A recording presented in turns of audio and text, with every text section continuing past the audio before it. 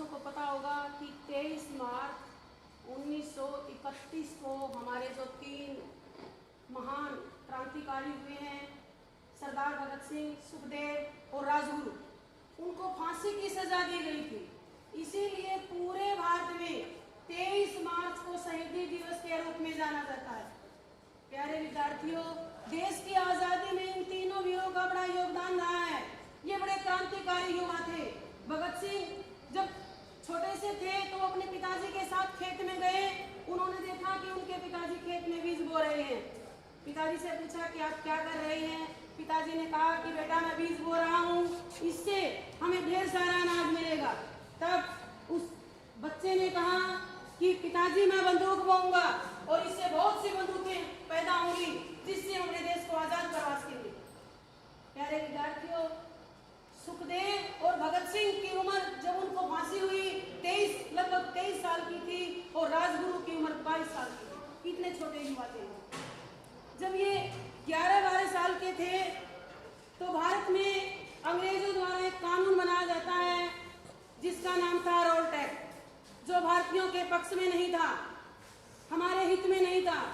इसीलिए कुछ भारतीयों ने मिलकर 13 अप्रैल 1919 को अमृतसर के जलियांवाला बाग में बैसाखी के दिन एक जनसभा का आयोजन किया। लेकिन अंग्रेज ये नहीं चाहते थे कि भारतवासी उनके विरुद्ध इकट्ठे हों। इसीलिए जनरल डायर ने उस जनसभा पर गोलियां बरसाने का पुलिस को आदेश दे दिया और उस दौरान हमारे हजारों भारतीय मारे गए। उसमें बच्चे, बूढ़े, बड़े, जवान सभी शामिल थे। वो छोटे छोटे बच्चे 11-12 साल के थे। ये तीनों युवा जब उन्होंने इस नरसंहार को देखा तो वो आग उगला हो गए और उन्होंने ये अपने आप को देश के प्रति समर्पित कर दिया। जलियांवाला बाग की मिट्टी उठाई, माथे से तिलक लगाया और आजादी के स्वतंत्रता संग्राम में वो कूद पड़े। वो गांधी जी का बहुत सम्मान करते थे। लेकिन एक घटना ऐसी होती है कि उनका गांधी जी से भी विश्वास उठ जाता है। क्या होता है कि 5 फरवरी 1922 को उत्तर प्रदेश के गोरखपुर में चोरा चोरी गांव में कुछ क्रांतिकारियों ने पुलिस थाने में आग लगा दी। इससे दुखी होकर गांधी जी ने अपना असहयोग आंदोलन वापस ले लिया, क्योंकि वो अहिंसावादी थे और ये युवा क्रांतिकारी थे। उसके बाद क्या होता है कि काकोरी कांड होता है और उसमें जो अंग्रेज सरकार थी उन्होंने राम प्रसाद बिस्मिल सहित 5 जो क्रांतिकारी थे उनको फांसी की सजा दे दी जाती है और 16 क्रांतिकारियों को जेल में भेज दिया जाता है। इससे ये युवा और भी आग उगला हो जाते हैं, अंग्रेजों के प्रति भड़क उठते हैं और भगत सिंह के घर वाले सोचते हैं कि क्यों ना भगत सिंह की शादी कर दी जाए, इससे ये बात घूमना बंद कर देगा। भगत सिंह को जब पता चलता है तो ये घर से भाग जाते हैं और कानपुर जाकर अपने परिवार को पत्र लिखते हैं। अपनी माँ को कहते हैं कि माँ, मुझे घोड़ी पर नहीं चढ़ना है, मुझे तो फांसी पर चढ़ना है, मुझे अपने देश को आजाद करवाना है। ऐसी देशभक्ति का जज्बा इन युवाओं के अंदर था। भारत की राजनीतिक स्थिति को जांचने के लिए एक रिपोर्ट की जांच के लिए भारत में अंग्रेजों द्वारा एक कमीशन लाया जाता है और उस कमीशन के अध्यक्ष थे साइमन। इसीलिए उस कमीशन का नाम साइमन कमीशन रखा जाता है। लेकिन उस साइमन कमीशन में कोई भी भारतीय नहीं शामिल नहीं था, सभी अंग्रेज थे। तो सभी भारतीयों ने, भारत की जनता ने उस साइमन कमीशन का विरोध काले झंडों से किया। पूरे भारत में इस तरह से उसका विरोध किया गया। जब वो साइमन कमीशन लाहौर पहुंचा तो वहां उसका नेतृत्व लाला लाजपत राय जी ने किया और वहां के जो पुलिस सुपरिटेंडेंट थे वो थे जेम्स एस्कॉट। और जेम्स एस्कॉट ने जनसभा पर, वहां के जुलूस पर लाठीचार्ज का आदेश दे दिया। इससे क्या हुआ कि लाला लाजपत राय जी बुरी तरह से घायल हो जाते हैं और वो मृत्यु को प्राप्त हो जाते हैं। इससे ये 3 युवा और इनके साथी बहुत भड़क उठते हैं और ये सोचते हैं कि हमें लाला लाजपत राय जी की मृत्यु का बदला लेना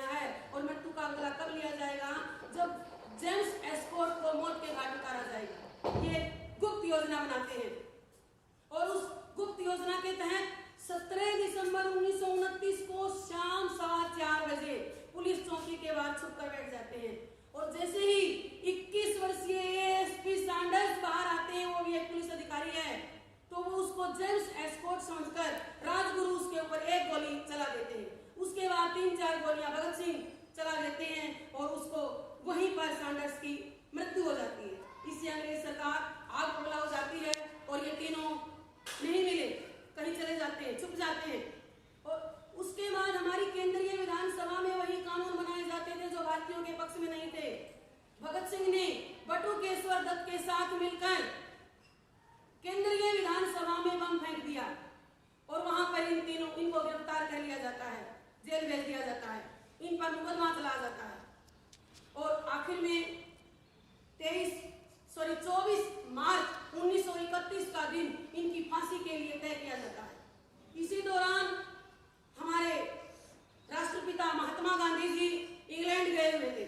वहां के जो सर्वोच्च नेता थे ब्रिटेन के, उनका नाम था इरविन के साथ उनका समझौता चल रहा था, इसीलिए उस समझौते को भी गांधी इरविन समझौता कहते हैं।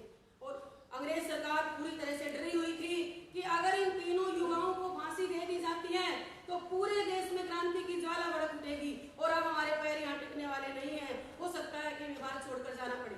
इसीलिए इरविन ने गांधी जी से कहा कि अगर भगत सिंह ब्रिटिश सरकार को माफीनामा लिख कर दे कि मैंने ये जो किया इसके लिए मैं माफी चाहता हूँ और आगे किसी क्रांति गतिविधि में भाग नहीं लूंगा, तो हम उसकी फांसी की सजा माफ कर देंगे। उस समय ये टेलीफोन व्यवस्था नहीं थी। गांधी जी ने 3 दिन का समय इरविन से लिया और भारत में टेलीग्राम किया और जब लाहौर जेल में, जहां भगत सिंह जेल में थे, वहां पर यह संदेश भिजवाया जाता है तो भगत सिंह साफ मना कर देते हैं। वो कहते हैं कि अगर मैं ऐसा करूंगा तो मेरे देश के युवाओं का जोश ठंडा पड़ जाएगा। वो क्या सोचेंगे कि भगत सिंह का बुज़दिल है, अपनी जान बचाने के लिए माफीनामा लिया है, मुझे माफीनामा मैं लिखकर नहीं दूंगा, मुझे मौत स्वीकार है, अपने देश को आजाद करवाना है, मैं अपने युवाओं के साथ हूँ। और बाद में क्या होता है, सरकार तब भी डरी हुई है। उन्हें पता है कि जब इनको फांसी दी जाएगी तीनों को, तो इनके घर वाले, इनके रिश्तेदार उनका शव लेंगे और उसका जुलूस निकाला जाएगा और अंतिम संस्कार जब होगा तो पूरे देश में क्रांति की आग भड़क उठेगी। वो एक क्या योजना बनाते हैं कि दुनिया में नियम है कि जब भी फांसी दी जाती है किसी को तो सुबह दी जाती है, लेकिन रात को भी फांसी नहीं दी जाती। लेकिन इन युवाओं को 11 घंटे पहले शाम 7 बजे फांसी की सजा सुना दी जाती है कि अभी आपको फांसी के तख्ते पर ले जाया जाए। प्यारे विद्यार्थियों, ध्यान से सुनिए।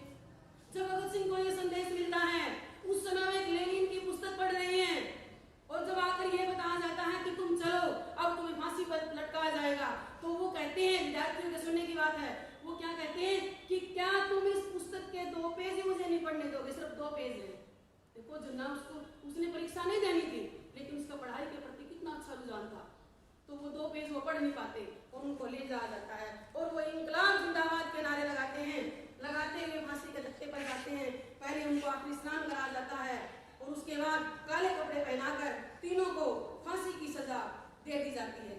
और उस रात को ही जो वो जेल थी, जेल के पिछले दरवाजे को तोड़कर ट्रक में उनको ले जाकर चोरी छुपे फिरोजपुर में सतलुज नदी के किनारे उनके शरीर के टुकड़े किए जाते हैं और वहीं पर उनके अस्थियों को जला दिया जाता है रात को। और सुबह जब जनता को पता चलता है तो उनके अध जले शरीर को उठाकर ले जाते हैं और फिर उनका अंतिम संस्कार किया जाता है।